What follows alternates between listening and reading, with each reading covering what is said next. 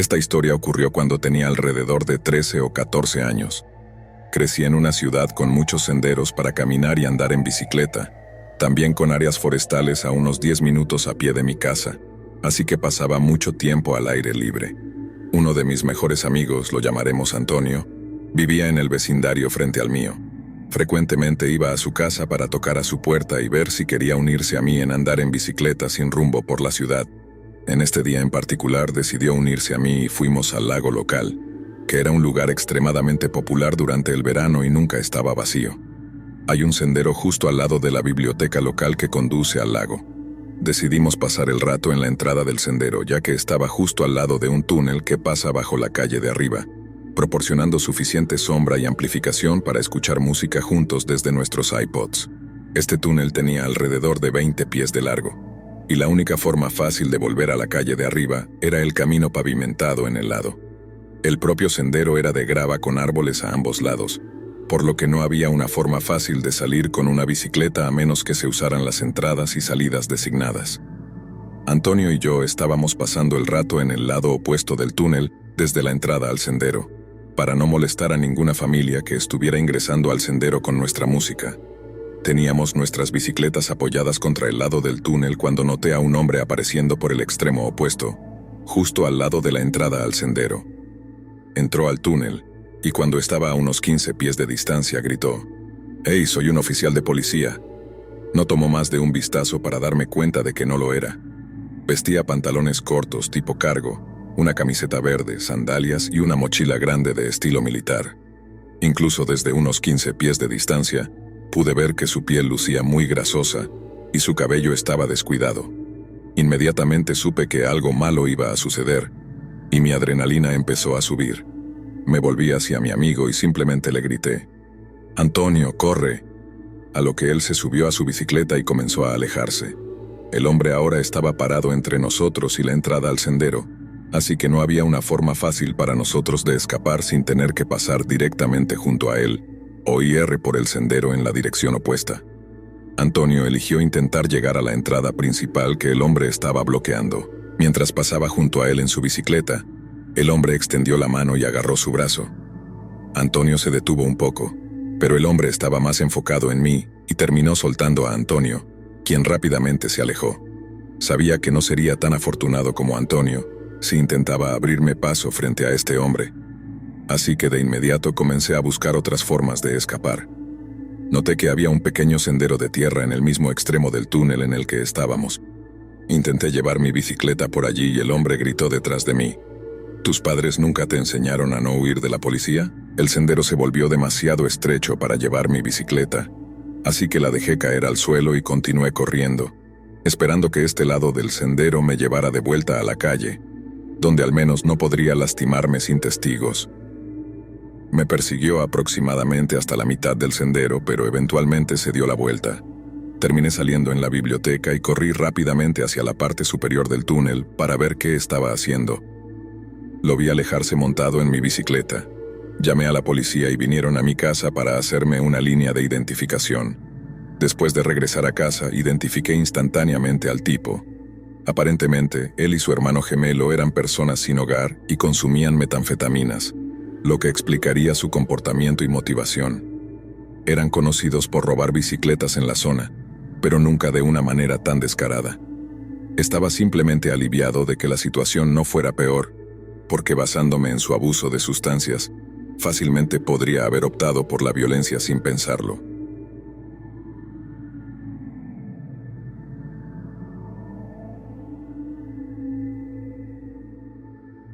Para dar contexto, solía ser despachador de emergencias del 911 para una pequeña ciudad. Despachábamos a todas las agencias de ley, bomberos y servicios médicos de emergencia para todo el condado, que incluía varias agencias de ley. Había estado allí durante unos 3 meses cuando lo conocí. Llamémoslo José. José había transferido recientemente desde un gran departamento en Hidalgo y había aterrizado aleatoriamente en nuestro departamento. No tenía mucho sentido por qué dejó Hidalgo en primer lugar, pero siempre insistía en que era simplemente el momento adecuado para mudarse a un departamento más pequeño o menos peligroso. Rápidamente nos hicimos cercanos, y charlábamos casi todos los días después de mi turno. En pocos meses quedó claro que nos gustábamos mutuamente, y nuestro coqueteo progresó hacia algo más serio. Avancemos unos meses más tarde, y resulta que estaba haciendo cosas inapropiadas con fotos y videos míos mientras estaba en servicio activo. Esto, junto con algunas otras cosas que mantenía ocultas mientras estaba de servicio, llevó a que perdiera su licencia y se fuera. Durante el proceso de su despido, su sargento sugirió que obtuviera una orden de protección en mi contra, ya que hizo algunas declaraciones amenazadoras anteriormente hacia mí, como: «Es mejor que estés diciendo la verdad, averiguaré el martes si me estás mintiendo», etc. Comencé a llenar la documentación y me dijeron que tenía una orden de protección temporal en su contra mientras tanto, pero creo que nunca la obtuve. Alrededor de 2 semanas después de su despido, me llamó para ponerse al día. Toda la llamada fue como de un viejo amigo a otro, preguntando qué hacía para trabajar, si tenía novio ahora, pero progresivamente se volvía más personal, como cuándo termina mi turno, qué conduzco, etc. Siendo ingenua a los 18 años, lo traté como siempre, simplemente respondiendo sus preguntas. Después de la llamada me puse en contacto con su antiguo departamento como su sargento me había dicho que lo hiciera si volvía a ser contactada, pero me rechazaron rápidamente y no quisieron tener nada que ver con eso. Entonces bloqueé a José. Aproximadamente un mes después, recibo una llamada de un nuevo número y es José otra vez. Quiere quedar y ponerse al día, pero esta vez me cuenta tan casualmente acerca de esta nueva casa que quiere comprar en mi vecindario. Sabiendo que es mi vecindario, nunca le había dicho dónde vivía en la ciudad, y mucho menos en qué vecindario específico. Durante esta llamada se volvió progresivamente más agresivo, haciendo declaraciones como: «Si supiera que me iban a despedir, simplemente me hubiera aprovechado de ti». Bromeó a medias sobre conseguir una habitación de hotel solo para mí, y eso fue todo. Unos días después me hizo una videollamada y una vez más, parecía simplemente querer ponerse al día, ya que estaba enfermo. A medio camino de nuestra conversación aparentemente normal, dejó claro que se estaba tocando durante todo ese tiempo. Ten en cuenta que no se mencionó nada sugestivo y nuestra conversación en ese momento era solo sobre su nuevo perro, así que lo bloqueé nuevamente. Pero ha intentado seguir mis redes sociales y ahora he empezado a verlo en mi área. La última vez que supe vivía casi 30 a 45 minutos en la dirección opuesta.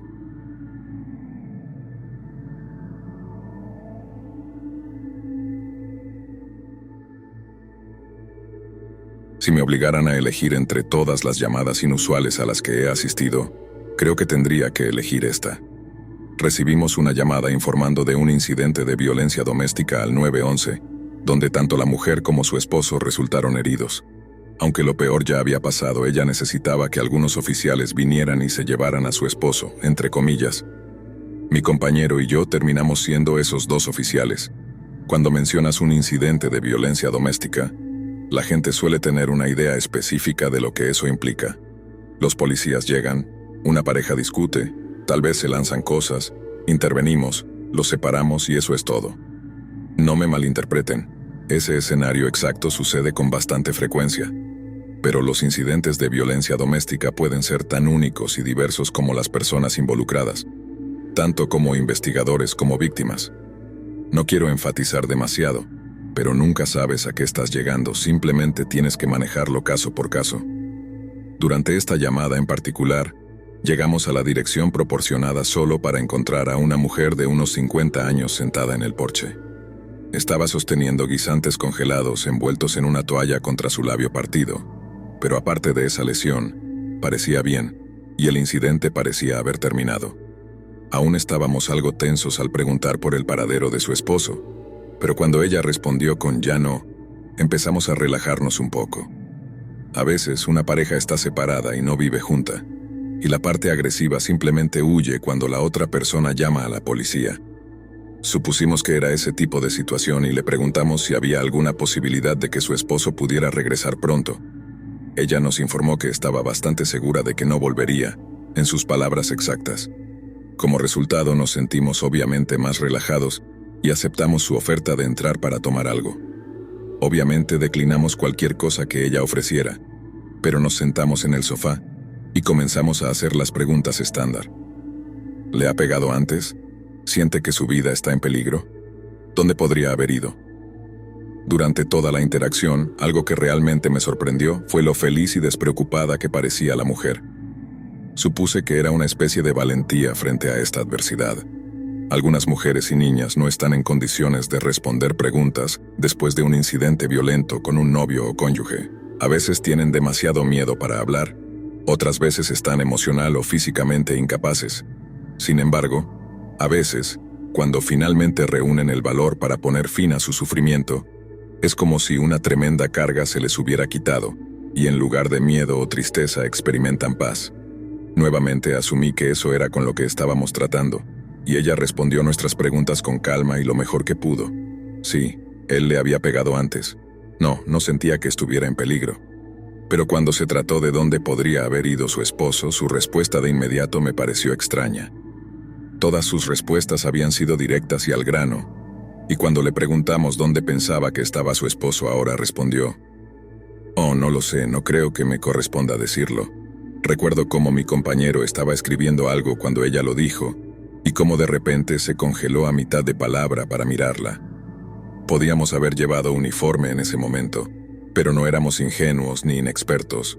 Cuando la respuesta de la mujer se volvió de repente evasiva e indirecta, supimos que debíamos seguir esa línea de preguntas hasta que no quedara nada. No hacerlo podría significar perder algún detalle crucial en la investigación.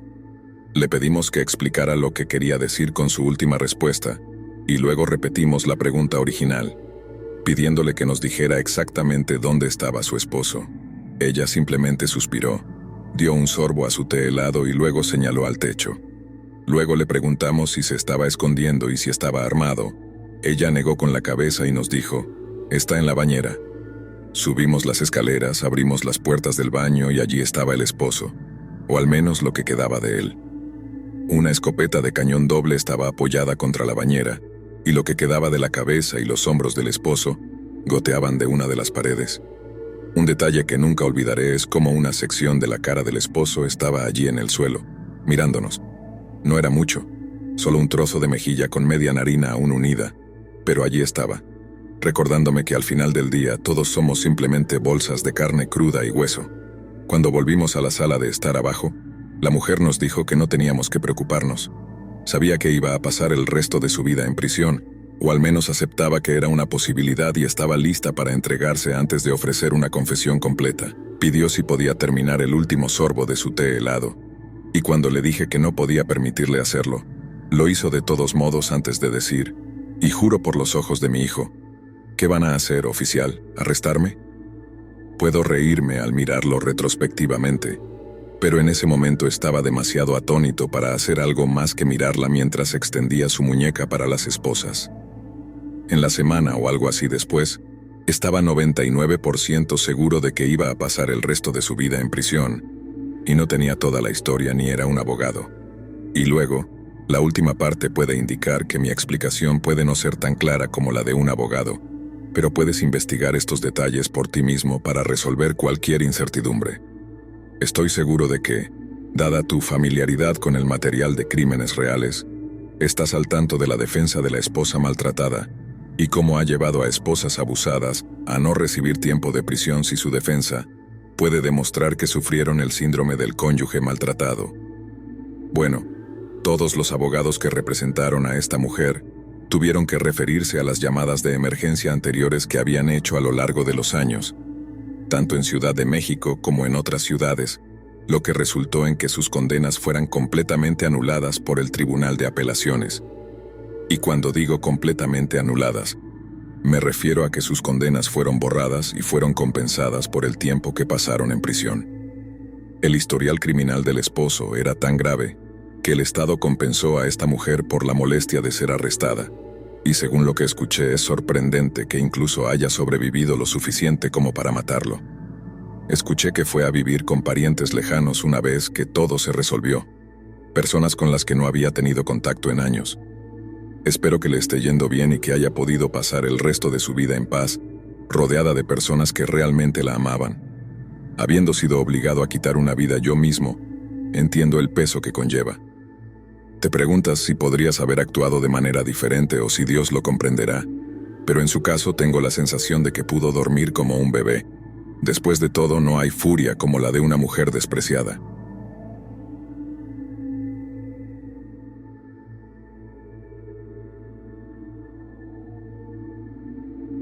Durante los primeros años de mi carrera como subjefe del sheriff, hubo una investigación que se volvió increíblemente inquietante y que me ha afectado todos estos años después. Recibimos una llamada sobre una persona joven durmiendo en un automóvil al final de un camino de tierra. El dueño de la propiedad mencionó que técnicamente la persona estaba allí ilegalmente, pero no quería informarlo de esa manera. Expresó su preocupación de que la persona joven parecía angustiada y podría necesitar que alguien la revisara, así que eso es lo que hice. Conduje hasta la ubicación donde estaba el automóvil de la persona joven, y cuando digo persona joven, probablemente tenían finales de la adolescencia o principios de los 20. Cuando encontré el automóvil, verifiqué la matrícula para ver si aparecía alguna información. Resultó que la persona joven estaba reportada como desaparecida y el automóvil pertenecía a su madre extremadamente preocupada. Este descubrimiento proporcionó cierta tranquilidad y creí que probablemente podría convencerlos de que regresaran a casa si cooperaban. Simplemente los dejaría continuar su camino si decidían ser difíciles. Sin embargo, cuando me acerqué lentamente al automóvil de esta persona, noté que estaban reclinados completamente en el asiento delantero del pasajero. Toqué suavemente la ventana manteniendo mi mano cerca de mi pistola. Cuando se despertaron me aseguré de saludarlos con una sonrisa amistosa y un "Despierta, despierta, amigo". Iba a seguir mi oración, pero me di cuenta de que esa persona joven no me estaba prestando atención. Sus ojos se abrieron hasta el punto de que parecía que podrían salirse de su cabeza, y vi cómo el color abandonaba su rostro antes de ver repentinamente una pistola en su mano. Instintivamente, mi entrenamiento se puso en marcha, y retrocedí rápidamente mientras sacaba mi propia arma. Grité, "Suelta el arma", repetidamente, y todo sucedió demasiado rápido para que pudiera comprender completamente lo que estaba presenciando.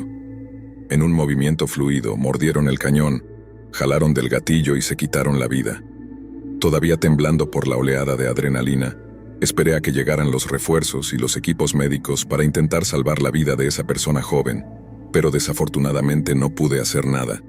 Fueron declarados muertos en el lugar, y me correspondió darle la devastadora noticia a su madre. Fue una de las tareas más difíciles que he enfrentado, y me dejó conmocionado durante bastante tiempo.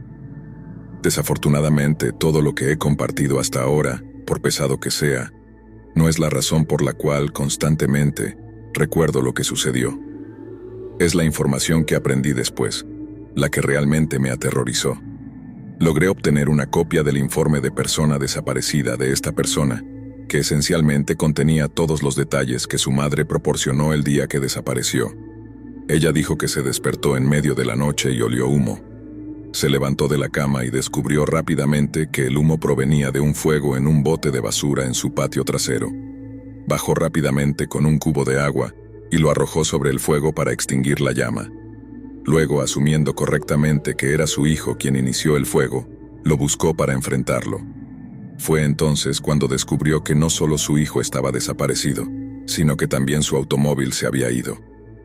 Llamó al 911 para informar su desaparición de inmediato, y esa misma mañana comenzó a tratar de descubrir qué había estado quemando su hijo. Resultó ser su computadora, y según el aspecto de las cosas, también algunas de sus ropas.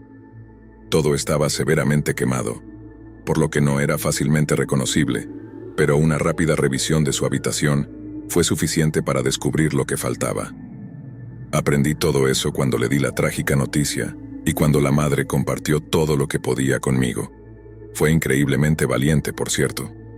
Preguntó qué debería hacer a continuación, ya que no había evidencia de ningún delito real. La decisión, básicamente, estaba en sus manos.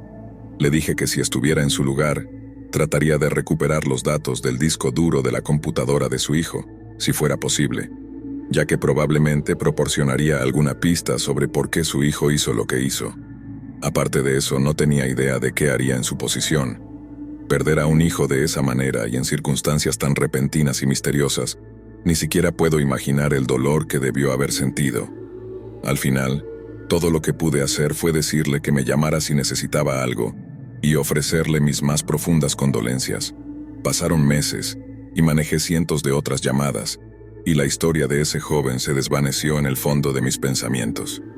Y luego, un día, la madre me llamó con algunas noticias. Se contrató a una empresa privada para hacer el trabajo con instrucciones de poner todo lo que no estuviera demasiado manchado de sangre en una gran bolsa de lona negra para que la madre pudiera revisarlo más tarde. Le llevó un tiempo ponerse con eso, sabiendo que la mayoría de las cosas serían desorden que había estado tirado en su automóvil. Pero cuando finalmente llegó a eso, encontró un antiguo folleto de menú de algún restaurante en Querétaro. Nunca había estado en Querétaro y hasta donde sabía, su hijo tampoco. Estaba obviamente confundida. Luego, en la parte posterior, había 2 números de teléfono, uno para una línea fija y otro para un teléfono celular. Primero llamó al número de teléfono fijo para descubrir que estaba desconectado, pero después de escribirlo en Google, descubrió que estaba registrado a alguna compañía de envíos que afirmaba estar permanentemente cerrada. Luego intentó llamar al número de teléfono celular y, esta vez, la línea comenzó a sonar y alguien finalmente respondió. Ella dijo que la persona sonaba masculina, mayor y con algún tipo de acento, y cuando mencionó a su hijo, la persona le colgó. Intentó llamar de nuevo, pero el teléfono no sonaba, y lo intentó nuevamente más tarde, pero estaba desconectado. Estaba convencida de que el hombre secreto y la empresa de envíos en quiebra tenían alguna participación en la muerte de su hijo, y si su relato es cierto, no puedo culparla en absoluto. Sin embargo, como no había evidencia de ninguna mala conducta, nuestro departamento no podía tomar ninguna medida. A diferencia de nuestra conversación inicial, no estaba tan ansioso por sugerir un investigador privado esta vez. Lo que sea que hubiera descubierto era significativo y peligroso, y ella estaba claramente metida en problemas. Solía pensar que la incertidumbre sería su perdición, pero más tarde me di cuenta de que descubrir la verdad también podría ser fatal para ella.